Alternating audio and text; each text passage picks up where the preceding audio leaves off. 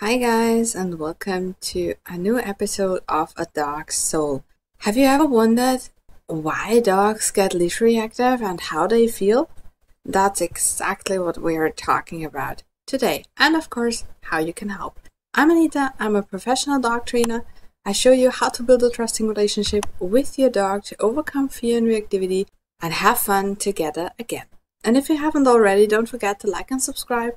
And now, stay tuned and have fun. Alright, so leash reactivity is one of the most common issues we have with our dogs in our modern society. And not all of those dogs are incompatible with conspecifics, right? So a lot of the dogs are fine off leash and they really like other dogs. But when they're on leash, it's a totally different picture. And it's an issue that is really tiring, exhausting, embarrassing for us humans. So we want to have it fixed fast. And the thing is, we can only fix it sustainably if we understand it, because then we can work with the dog to feel more comfortable. And I'm saying more comfortable because the dog is not happy or doing it because it's fun. The dog is in a situation where he doesn't know what to do. He doesn't know how to behave. He feels more and more uncomfortable, even scared, sometimes frustrated. It depends on what the actual motivation of the dog is. So very many young dogs tend to feel more frustration because as a puppy, they were allowed to run up to every other dog and just play and have a good time and had no boundaries and just every freedom they could imagine. Because they were cute and they were puppies, and most other dog owners are fine with that. And then they grew a little and they got into adolescence, and suddenly this freedom is a lot more limited.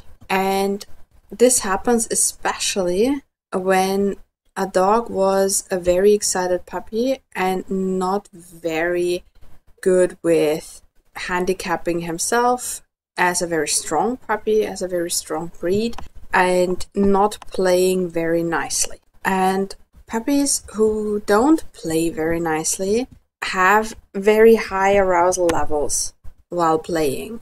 This is kind of normal, so high arousal levels while playing is normal, but if the play is more on the rough side and kind of includes not being nice to other dogs, it has a kind of negative touch to it. So we have dogs that experience extremely high arousal around other dogs, and that's what they learn as a puppy, and that's what they connect to meeting other dogs. And now when they get older and they cannot entertain or vent that arousal and that excitement, they get extremely frustrated, and that's when they start yelling, and that's leash reactivity. But a lot of times frustration doesn't come alone. So whenever we see frustration, most of the times there is a fear component as well. So the dog is also insecure or fearful. Why? Because he hasn't learned some kind of strategy for that situation yet. So again, as a puppy, this was no issue. This was not needed. And so that dog could not learn strategies. And when they are in adolescence or puberty, the brain is in development. So stress levels are higher, patience is lower, and the threshold is also lower. So they have big emotions more easily. And that's when our new rules, new boundaries come in. It's not really the right time. Let's just say it like that. And of course, leash reactivity doesn't only happen in adolescent dogs. And whenever we see an adult dog that has issues with leash reactivity, there is this fear component very prominent very often. So yes, it can still be frustration as well, for the same reasons as in the adolescent dog. And most of the time when an adult dog has frustration as the primary emotion, it's because it started in adolescence. When it started in adult dogs, and this very often happens with rescue dogs who have lived as street dogs before or had a very different lifestyle. So for example, they just grew up on a farm and they had a very free life. They just met other dogs off leash, and even if at all, or they didn't meet any other dogs in their previous lives because they were chained up somewhere or in a backyard or whatever. And this is just very overwhelming for them, and this is very weird. They don't really know how to interact with other dogs, and this is when we also see insecurities off leash. Very often those dogs aren't fine off leash as well because they have just not enough experience in interacting with other dogs. And this is when we really have to have a very close look at what dogs we let our dog interact with. Because if bad experiences come on top of that, we can very well get a dog that is incompatible with conspecifics. And yes, that is possible whenever we have bad experiences. So sometimes people tell me of incidences in puppyhood or when the dog was growing up, and those incidences were so many and so intense that it really is no wonder that this dog has an issue with other dogs. It doesn't mean that we have to get complete incompatibility, but the dog will be very careful in choosing friends or dogs that are okay for him. Of course, if we make bad experiences with humans all the time, we become very picky and we become very careful in choosing with who we want to interact at all or on a more deeper level, right? And the trust, the naive trust, kind of goes away. That's why we have to try to avoid bad experiences at all costs. And that doesn't mean that dogs can't have a quarrel with each other, right? But if a dog experiences being overwhelmed or aggression from another dog or being hunted by other dogs, it does something with that dog. It's the same thing that happens to us. If we experience such a thing, it kind of pushes our self-esteem down, and it is a very uncomfortable feeling. And we have to be very aware of not to down talk that, because sometimes we kind of see a dog that runs around with another dog and has the tail a little lower and then gets rolled a few times, so the other dog just runs over him. And we don't make much of it because the quote-unquote weaker dog gets up, shakes off, and seems fine, but it wasn't a pleasant experience.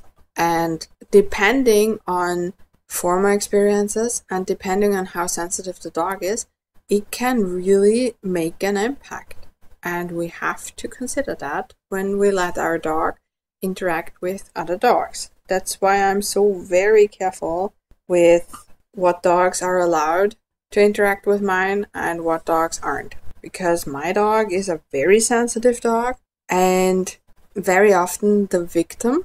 And that's not really a nice thing to say, but it happened to him when I was very young and I had no idea how to intervene or when to intervene. And people just said to me, well, that's normal, and dogs have to learn that by themselves. And so it happened to him a few times that other dogs were just picking on him.